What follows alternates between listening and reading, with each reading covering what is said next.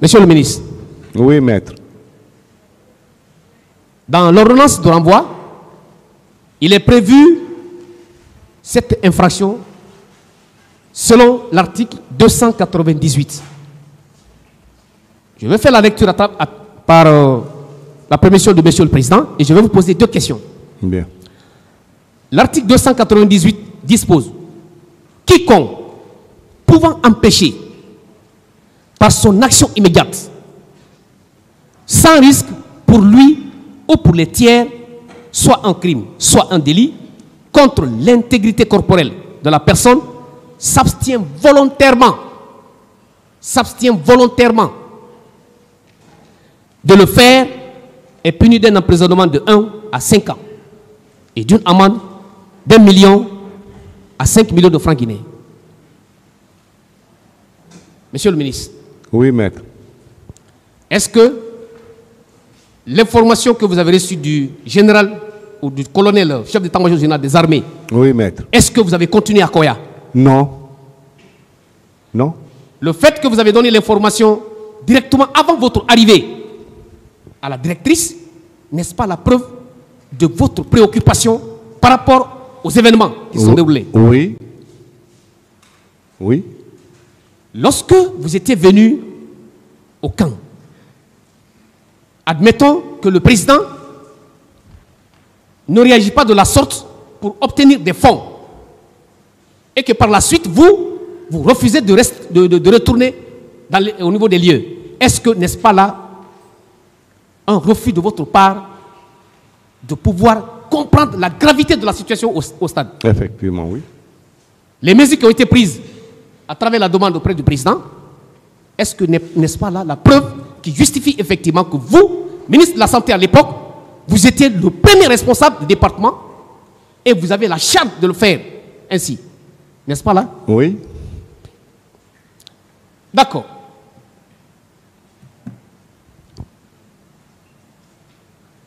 Au niveau du professeur Hassan,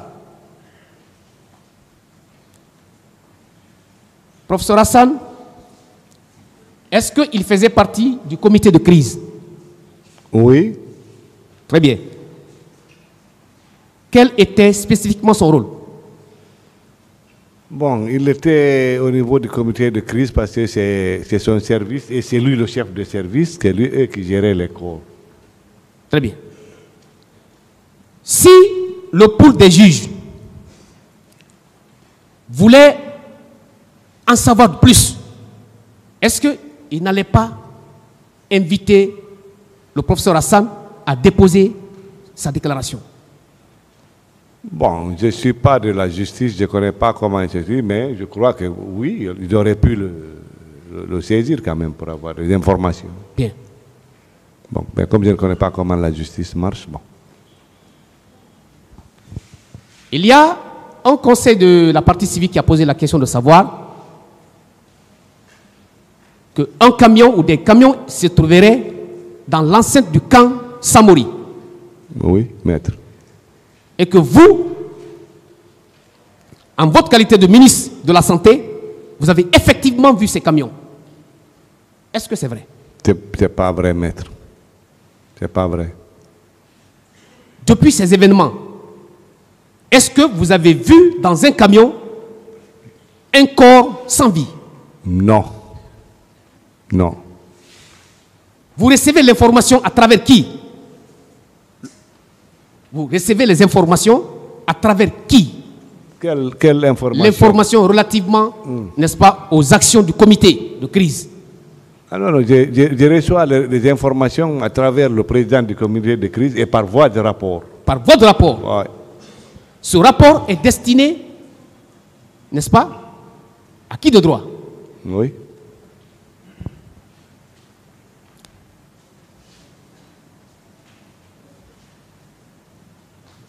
Bien.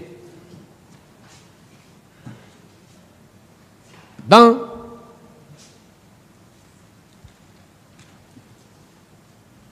le rapport de la commission d'enquête nationale,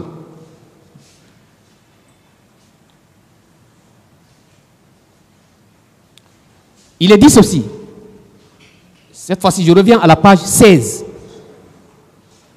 Que la Commission nationale d'enquête n'a reçu aucun témoignage portant sur l'existence des fosses communes. Aucun. Et on veut à tout prix que vous disiez que vous connaissez l'existence des fosses communes. Ça, c'est le rapport de la Commission. Aucune fosse commune. La question? Je veux savoir, est-ce qu'on peut aller au-delà de ce rapport-là? Bon. Monsieur le ministre. Je crois que non, mais comme c'est un problème de justice, bon. Bien. Alors,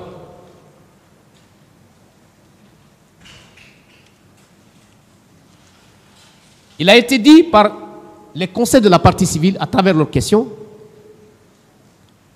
qu'un certain nombre de victimes ont subi des menaces, ont subi des injures. Je reviens sur une question qui a été posée par un conseil de la défense relativement à cela, pour une confirmation. Est-ce que, si tel était le cas, il n'avait-il pas le droit de porter plainte contre vous, monsieur le ministre? Si, il a le droit. Est-ce qu'il avait aussi la possibilité de présenter une preuve, un témoignage d'une personne, par exemple du corps médical? Oui, si cela était vrai, oui. Si c'est vrai ce qu'il a dit. Très bien. Étiez-vous venu à Donka avec le président Dadis? Oui. Oui, maître. Lorsque vous étiez arrivé à Donka, vous étiez accompagné de qui et de qui? Est-ce qu'il y avait les médias qui vous accompagnaient? Les médias étaient là. La RTG était présente? La RTG était présente.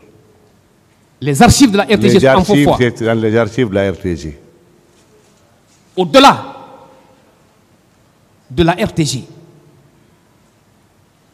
qui est un média d'État, est-ce qu'il y avait l'existence? La France 24. La France 24. Ouais. Alors, ceci, leur rapport et le rapport de la RTG, ces deux, est-ce que sont distincts? Ils sont distincts. Est-ce que ça confirme, les deux rapports confirment effectivement l'arrivée du président Dadis avec vous à Donka, oui, et en présence des médias d'État? Bien sûr, oui, bien sûr. Bien. Est-ce que un seul instant, parce que la majorité des Guinéens, et d'ailleurs ont vu ce jour-là, votre présence avec le président à Donka? Oui.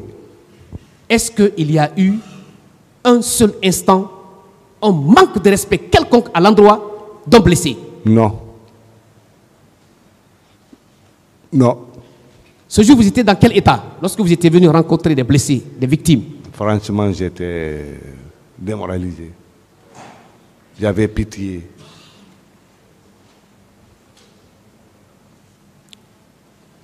Monsieur le ministre, oui, maître. avant que vous ne soyez nommé au poste, au département de la santé, est-ce que vous avez eu, dans votre parcours, à gérer un certain nombre de crises quelconques? Oui, maître.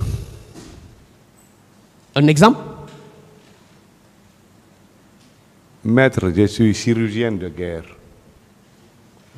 J'ai fait la guerre, j'ai vécu la guerre, je fus même prisonnier de guerre. Vous avez même été prisonnier de guerre? Oui. Donc j'ai pu gérer beaucoup de crises lors des attaques rebelles, des opérations de l'armée guinéenne en Sierra Leone vers le Darou où j'étais médecin-chef de contingent. Vous avez-il l'obligation, lorsque vous êtes dans un conflit armé, d'assister en votre qualité de médecin les deux camps? Là, c'est obligatoire pour nous. Moi, étant médecin, je soigne et l'ami, c'est-à-dire mes troupes, ma troupe, et l'ennemi, et les blessés des troupes ennemies, obligatoirement. Sinon, c'est non-assistance à personne en danger. À plus forte raison, vos propres citoyens Oui. qui sont victimes, Oui. vous avez cette obligation professionnelle d'assister les personnes-là. Oui. Est-ce que vous pouvez vous soustraire de cette obligation? Non. Je ne vais pas me soustraire de ça. Monsieur le ministre, Oui, maître. vous avez connu un prêtre à Guéguédou qui m'a fait un témoignage. Vous avez connu un certain Père Jacques. Oui, j'en ai entendu parler, oui. Peut-être que vous avez oublié. Avez-vous opéré son père? Je crois que oui. Vous étiez ministre. Oui. Vous avez affrété l'ambulance. Oui. Il est venu à Conakry. Oui. Vous l'avez opéré. Oui, En oui. qualité de ministre. Non, non, quand j'étais ministre, moi, mes jours opératoires étaient là, je venais au camp, au bloc, et puis j'opérais. Et je pars. J'opérais. Jusque maintenant, avant votre arrestation. Oui, j'opère. Jusqu'à maintenant, j'opère. Monsieur le ministre, vous êtes à la maison centrale. Oui, maître. Est-ce que vous pensez que dans les hôpitaux de la place, actuellement, quand Samori et autres, il y a des patients qui ont besoin de vos concours? Est-ce que vous le savez maintenant là? Bon, sûrement, oui. Oui, oui. Oui. Si vous avez la possibilité d'obtenir cette liberté, vous allez toujours continuer à satisfaire ces pauvres patients? C'est mon travail, c'est ma passion, maître. Toujours. Toujours. Lorsque vous allez partir à la retraite, vous allez enlever la tenue, n'est-ce pas? Bien sûr. Mais est-ce que vous allez enlever l'étiquette professionnelle là? Jamais. Et je continuerai toujours à travailler. Et même si je ne peux pas travailler par mes mains, âge et aidant, je peux travailler par la bouche. Si la nation a besoin de vous, même si vous êtes à la retraite, relativement à la profession de médecine, est-ce que vous allez venir? Bien sûr. Je viens. Je viens. Si le pays a besoin de moi, je viens. Je réponds présent. Bien. J'ai eu la chance de poser la question à commandant Toumba ici, relativement à votre personnalité. Oui. Vous étiez assis au box des accusés. Vous l'avez entendu? Oui, oui. Il ne vous a pas flatté, mais vous méritez ainsi. Monsieur le ministre. Oui, maître. Est-ce que vous avez la force de faire du mal à quelqu'un, vous? Non. Non. Ni la force physique, ni la force morale. Non. Est-ce que vous pouvez également empêcher une personne qui veut assister une autre personne? Non. Non.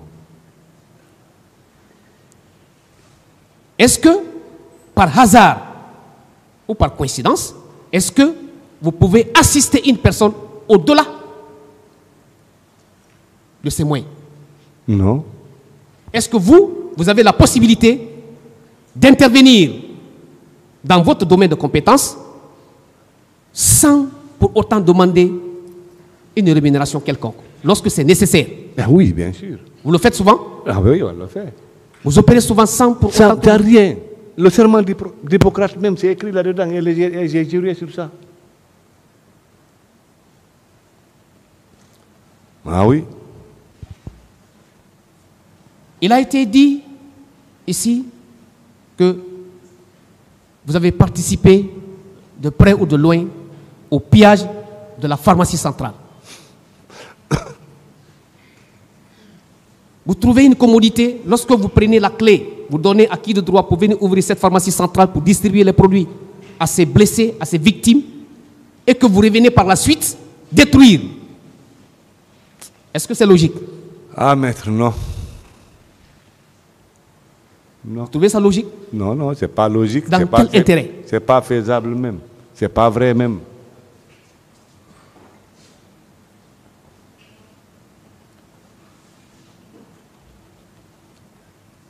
Il a été dit également avec les conseils de la partie civile que vous étiez venu à Donka en compagnie des Bérets Rouges. empêcher les médecins à faire leur travail. Est-ce que vous avez cette possibilité morale? Maître, d'abord, je vous ai dit, si j'ai dit au tribunal ici que j'appartiens au corps d'officiers sans troupes, où je vais prendre des bérets rouges? Où? Bien. Alors, le commandant des bérets rouges, il peut venir ici témoigner si je suis parti voir, pour le voir pour me prêter des bérets rouges. Est-ce que vous pouvez parler au tribunal un peu de vos rapports pendant cette crise avec Terre des Hommes? Oui. C'est pour l'alimentation de tous les blessés, depuis leur entrée jusqu'à leur sortie, l'alimentation était assurée par la Terre des Hommes. On avait négocié avec eux pour l'alimentation à raison de 3 repas par jour, matin, midi, soir. Et puis ensuite, on a payé la facture. Les traces sont là? Ah, bien sûr, oui, bien sûr. Les traces sont là, la comptabilité là-bas, il y a les factures, il y a tout au ministère de la Santé. L'ensemble de toutes ces dépenses provenaient du budget qui vous a été remis par la présidence? Oui, de 1,422 millions. Très bien.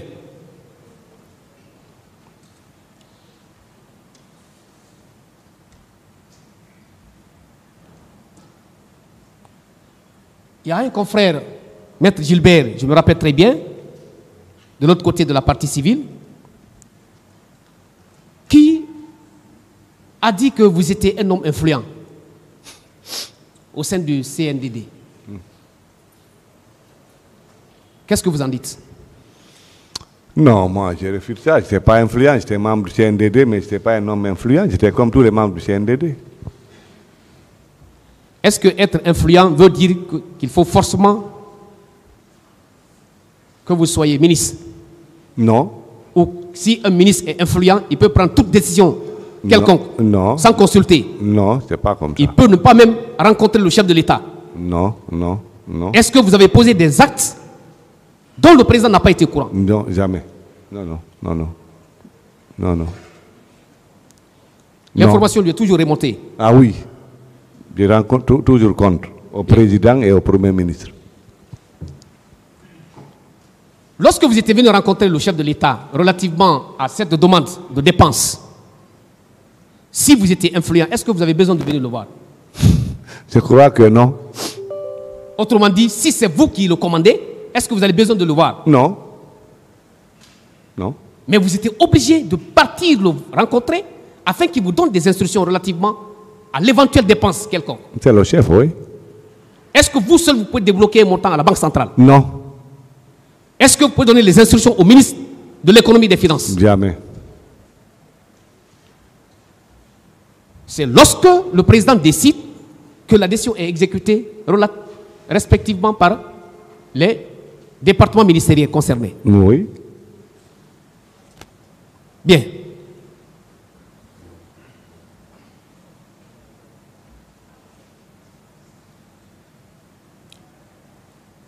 Je veux demander, monsieur le ministre.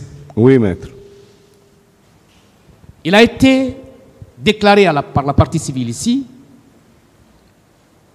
qu'il y a eu des femmes violées. Mais est-ce que vous avez rencontré ou vous avez vu une femme violée? Je n'ai pas vu les femmes violées. J'ai confié ce volet au professeur Namouri. Oui. Et qui me faisait qui faisait des comptes rendus, des rapports. Et il y a les certificats médicaux de ces femmes-là, tout ça là, c'est consigné dans les archives du ministère de la Santé. D'accord. Donc, à travers ces rapports, vous pouvez déclarer effectivement qu'il y a eu des viols. Sinon, physiquement, moi, je n'ai pas vu. Très bien. Est-ce que physiquement, vous avez vu une personne tirer une balle quelconque? Non. Vous avez vu une victime qui est blessée à travers une balle? Bon, à travers les patients qui étaient hospitalisés, oui. Donc là, il y avait des personnes, parce que je vois les pansements, je vois les trucs. D'accord. C'est un peu de la chirurgie de guerre, parce qu'à simple vue d'œil, là, si tu es spécialiste, tu peux le savoir, parce que la balle, quand elle rentre là, l'orifice de rentrée, c'est petit, donc il y a un petit pansement, mais si elle traverse par là, c'est largement ouvert, donc il y a un grand pansement. Mais les femmes violées, non, pas... Colonel. Oui, maître. Depuis hier jusqu'à ce jour, aujourd'hui, vous avez eu la chance de déclarer ce que votre part de vérité au tribunal. Oui, mais Quel est votre sentiment aujourd'hui? je me suis déchargé parce que j'avais un lourd fardeau sur ma tête. Voici un procès que j'ai tellement attendu, moi, parce que j'avais un poids moral sur moi. Donc, je sens que je me défoule. Parce que j'ai dit au tribunal ma part de vérité, ce que je connais, Oui. ce que j'ai vécu, ce Oui. que j'ai vu, ce que j'ai vécu. Oui. Donc, je me sens un peu libéré. Libéré. Oui. Libéré. Oui. Bien. Oui. En dépit. Imaginez-vous, maître, qu'on dise qu'un médecin, clinicien, a donné un coup de pied à un malade. Mais les gens vont le croire. Parce que c'est les gens qui parlent. Aujourd'hui, le peuple est édifié. Franchement. Lorsque vous n'étiez pas encore venu ici, est-ce que vous avez même une dette morale vis-à-vis de votre famille? Non, non, non. J'étais crispé, j'étais mal en point. Oui. Bien.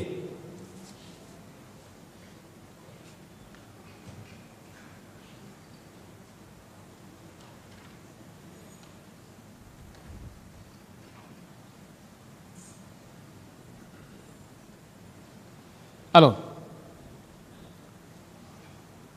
voilà.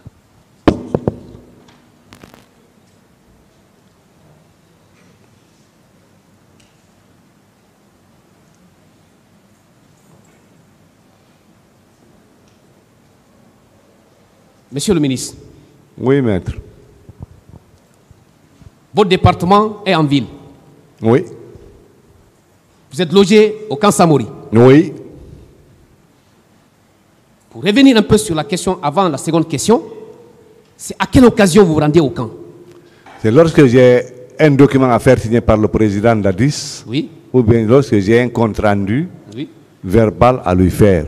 Sinon, moi, j'habite le camp Samori, et jusqu'à présent, j'y habite, hein, je suis là.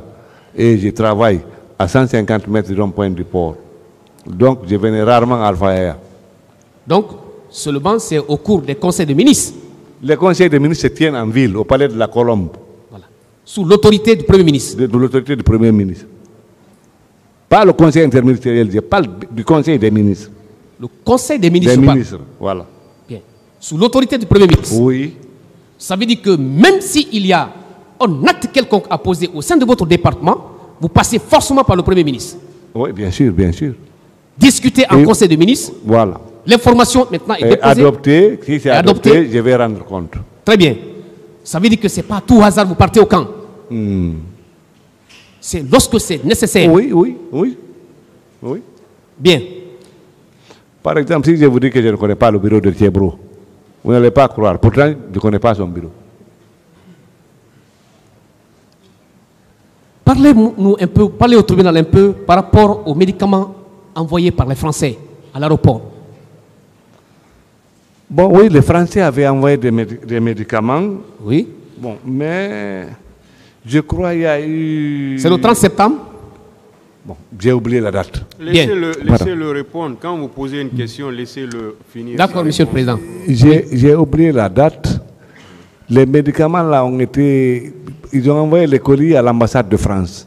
Mais après, je crois, les médicaments, les Français ont remis les médicaments Oui. à la Croix-Rouge guinéenne. À la Croix-Rouge guinéenne. Oui, oui, pour leur gestion. Et cette Croix-Rouge, à leur tour, ou à son tour plutôt, a fait quoi de ces médicaments? Bon, franchement, je ne connais pas la destination de ces médicaments. D'accord. Non.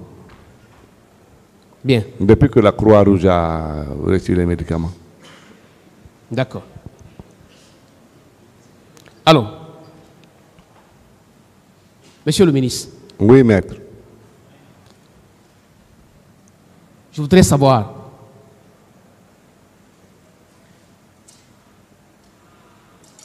qu'est-ce que vous retenez par rapport à l'ensemble de tous ces événements malheureux? Qu'est-ce que vous retenez? Les événements du 28 septembre, depuis cette date jusqu'à ce jour. qu'est-ce que vous pouvez dire au tribunal? Bon, je retiens d'abord ces toy-boy, je retiens ces cas de blessés, je retiens ces morts, je retiens cette polémique qui tourne autour de ces soi-disant fausses communes, maîtres, mais surtout, ce qui m'a beaucoup marqué, sont ces blessés et ces morts. Parce que même si c'est un seul ou bien deux individus, dans des circonstances pareilles, c'est pas normal. Ouais. Franchement.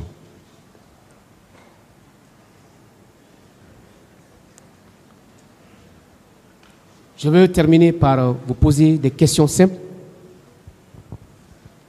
Qu'est-ce que vous retenez du capitaine Dadis?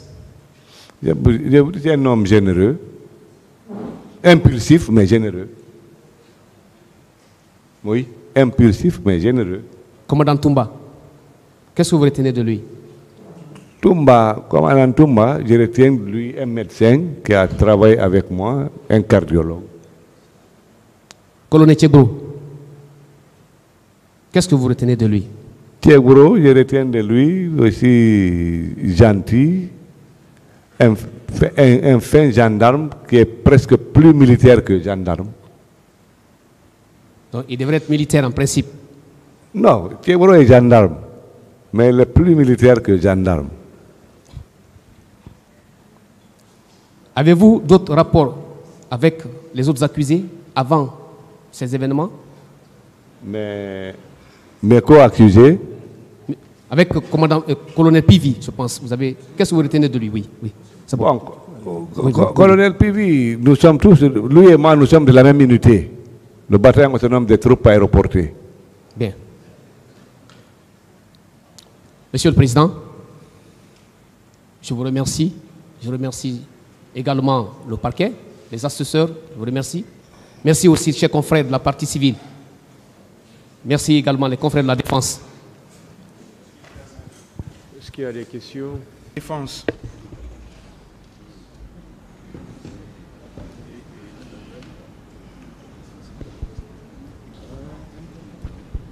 Merci. Merci, Monsieur le Président. Messieurs les assesseurs. Général.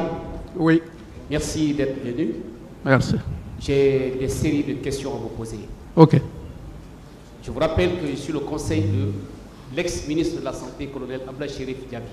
OK. Et je vous rappelle aussi qu'il est poursuivi pour des faits de non-assistance à personne en danger. Donc mes questions vont s'étendre sur cet aspect. OK. Bien. Alors, ce jour, général. Oui. Parce que j'ai l'impression qu'il y a un problème de timing, de temps. Disons, je veux savoir, au stade, vous étiez là à quelle heure avant l'arrivée des deux camions? Vers quelle heure? Vous demandez l'heure? Oui, s'il vous plaît, si vous vous rappelez. Bon, je pense qu'il faut parler des environs de 15 heures. 15 heures. Certainement. Bien. Lors du passage du général Omar Sanon, oui, l'ancien chef d'état-major général des armées, il a dit qu'il a reçu un appel de la part d'une dame de la Croix-Rouge entre 10h et 11h. Oui. Et qu'à suite à cet appel, il a exécuté le vœu de cette dame. Autrement dit, l'envoi de 3 camions. Vous comprenez? Je comprends. Je comprends. Bien. Ma première question. Lorsque, ou avant l'arrivée des 2 camions, sous la demande du ministre de la Sécurité à l'époque, est-ce que vous avez eu l'amabilité de compter, ne serait-ce qu'à tête nue, les corps qui étaient là? Non. Je reviens là-dessus. J'ai dit, les corps ont été regroupés, mais sur le champ, les corps n'ont pas été comptés. Bien. C'est suite à l'arrivée des 2 camions en présence de monsieur le ministre de la Sécurité, Oui. que les corps ont été embarqués dans les camions et comptés.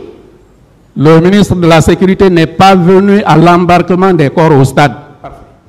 Mais le ministre de la Sécurité est arrivé au camp Samori. Bien. Alors, je veux savoir, est-ce que ce jour, vous avez eu à communiquer avec le général Omar Sano, en sa qualité de chef d'état-major général des armées à l'époque? Non. Bien. Est-ce que ce jour J, avant le rapport entre le ministre de la Sécurité et colonel Diaby, est-ce que vous avez contacté colonel Diaby lorsque vous étiez au stade? Non. Bien. Lorsque les deux camions ont embarqué les corps, la destination, vous avez suivi ensemble les corps, c'est-à-dire les deux camions, plus vous, et la suite, le directeur central de la police judiciaire, c'est ça? Le directeur de la police scientifique, vous êtes parti au camp Samori, oui ou non? Pour le cas du directeur central de la DPJ Oui. et sa suite, je ne dis pas la précision. D'accord. D'accord. Alors, restons un peu au stade. Oui. Vous dites que le directeur central de la DPJ est arrivé sous votre appel. Oui. Le directeur de la police scientifique est aussi arrivé. En fait, ce n'est pas le directeur central lui-même en personne qui est arrivé. Il a envoyé une équipe de la division investigation criminelle. Bien.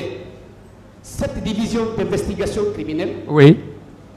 avait été présente au stade. Est-ce Oui. que vous avez vu la présence de monsieur le procureur à l'époque? Ça, c'est pour ça que je les ai fait venir. Tout ce qui était en matière de procédure, ça devait être effectué par la direction centrale de la police judiciaire. Ce n'est pas pour rien que je les ai appelés. Vous savez pourquoi je vous pose cette question, monsieur le général? Non. Parce que les dispositions de l'article 55 du Code Oui. de procédure pénale Oui. exigeaient ou obligeaient au procureur de procéder ou de faire procéder par ses OPJ Oui. à la recherche et à la collecte des informations, ainsi que les scellés. Oui. Je pose la question de savoir, lorsque ces deux camions, vous êtes arrivés au camp Samori, Oui. le décompte a été effectué en présence de tout le monde. Oui. 54 corps. Oui. La question de monsieur le procureur ici, de savoir entre monsieur le ministre de la Sécurité et le ministre de la Santé qui est venu le premier, vous avez répondu quoi? J'ai dit le ministre de la Santé. Parfait. Il a reçu l'appel de la part de monsieur le ministre de la Sécurité. Ça, je ne sais pas. Sauf si mes mémoires ne sont pas fidèles, mais vous l'avez dit ici que le ministre de la Sécurité a appelé le ministre de la Santé. Non, je ne l'ai pas dit. Ah d'accord, d'accord. Bien. Alors, après le ministre de la Sécurité a rejoint le ministre de la Santé au camp Samori, Oui. en présence de ces deux autorités, Oui. l'une chargée de la sécurité, l'autre chargée de la santé. Oui. Les comptes ont été effectués. Oui, effectivement. Un PV a été dressé à cet effet. Hein? Un procès verbal a été dressé à cet effet-là. Non, je ne pense pas s'il a eu un procès verbal. Bien. Après ce décompte, monsieur le procureur ici a posé la question, mais il n'est pas allé au bout du tunnel. Il s'est limité à vous demander, est-ce que effectivement ces deux camions sont sortis du camp? Vous avez répondu oui. C'est ça? Après le décompte. Oui. Après que le ministre de la Sécurité ait demandé respectueusement à celui de la Santé de s'occuper de ces corps et que les frais, il endosse. Oui. Alors, monsieur le procureur vous a demandé, est-ce que ces deux camions sont sortis effectivement du camp? Oui. Je lui ai dit. Oui. J'ai dit qu'à partir de l'instruction du ministre de la Sécurité adressée à son homologue de la Santé, j'ai compris que les responsabilités étaient déjà confiées. À partir de cet instant, chacun de nous s'est retiré. Alors, la question que le parquet a refusé peut-être de vous dire ou bien a ignoré, Oui. de vous demander, Oui. est-ce que vous avez appris que ces corps ont effectivement pris la direction de l'hôpital central, de l'hôpital national Ignace Dib? Vous avez appris?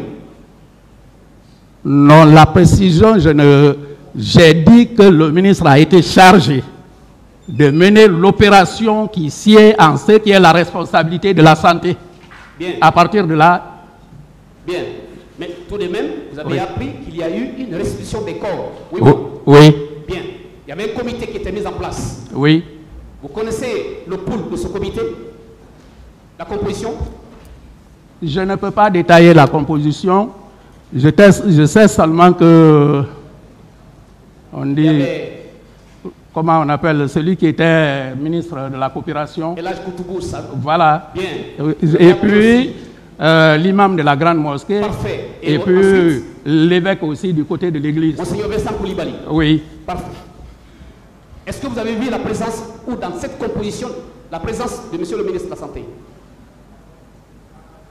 En fait, le jour de l'exposition des corps, ce n'était plus moi qui étais chargé, c'est mon adjoint qu'on avait chargé, c'est lui qui a surveillé les mouvements. D'accord, à titre d'information. Oui. Est-ce que la composition dont vous venez de faire état, est-ce qu'il existe à l'intérieur de cette commission-là l'existence de monsieur le ministre de la Santé? Non. Je ne connais pas la liste exhaustive de ceux qui étaient membres de la chose. Bien. Alors, est-ce que vous savez ici, lorsque j'ai posé la question au général Sano, en lui demandant, est-ce que ce jour J, lorsqu'il a prêté les 4 camions, ces camions ont pris les corps. Selon lui, les corps ont pris la destination du camp d'abord, contrairement à ce que venait de dire monsieur le procureur, que les camions ont pris la destination de Ignasti. J'ai posé la question au général, est-ce que vous avez appelé le ministre de la Santé? Vous avez la réponse qu'il m'a donnée? Non. Il a dit non. Qu'il n'a pas appelé. Moi, je vous pose la question. Oui. C'est une culture générale peut-être. Oui. Est-ce qu'un chef d'état-major général des armées est ministre de la Santé? Je me garde de répondre parce que je sais que l'un vit dans une structure militaire et l'autre vit dans une autre structure. Bien. Mais alors, est-ce que vous avez appris de hasard que le chef d'état-major général des armées, pendant tout ce temps, depuis 2009 jusqu'à date, que ce chef d'état-major a lu seul de manière unilatérale,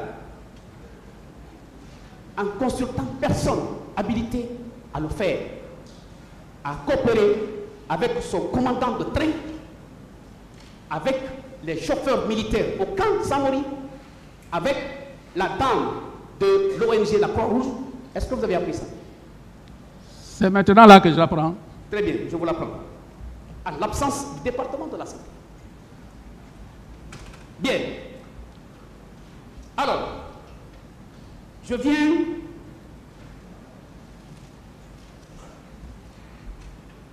Vous avez dit ici tout à l'heure que lorsque vous avez pris fonction, j'ai compris que véritablement vous avez pris fonction dans un département ou en tout cas dans une direction où véritablement il y avait un manque d'infrastructure.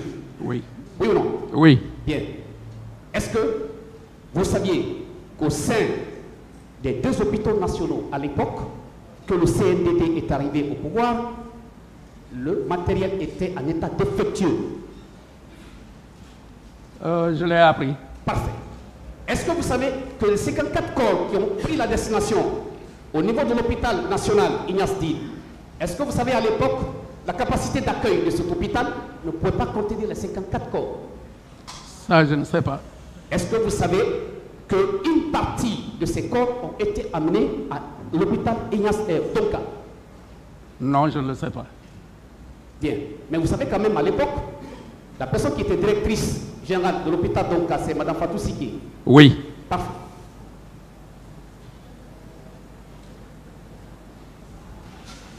Bien.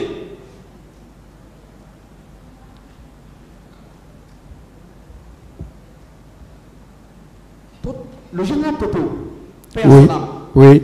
quand il vous a appelé, ou bien c'est vous qui l'avez appelé, parce que vous étiez son subordonné en fait. Les 2 appels. Oui. Et la rencontre physique qu'il y a eu lieu entre mon ministre et moi, se sont faits à la suite de mon appel. Très bien. Et c'est suite à cet appel que les camions sont arrivés automatiquement au stade. Oui. Général, oui. Je voudrais savoir, lorsque vous-même vous avez compté en présence des deux ministres, Oui. les corps 54, Oui. et que par après, vous n'entendiez pas, on ne vous informe pas la destination de ces 54 corps jusqu'au niveau de l'esplanade de Grande Mosquée Faïsal de Conakry, est-ce que vous aurez dû avoir un doute sur le département de la santé, oui ou non? Reprenez la question. Je reformule la question de manière très Non, simple. reprenez. Alors, je veux savoir, Oui. après que vous ayez compté 54 corps, Oui. en présence de tout le monde, Oui. quand je dis tout le monde, les deux départements, ministre de la Sécurité et celui de la Santé, Oui. et que par après, vous vous rendez compte que ces 54 corps n'ont jamais fait l'objet de restitution aux parents. Est-ce que vous n'allez pas avoir un doute sérieux sur le département de la santé?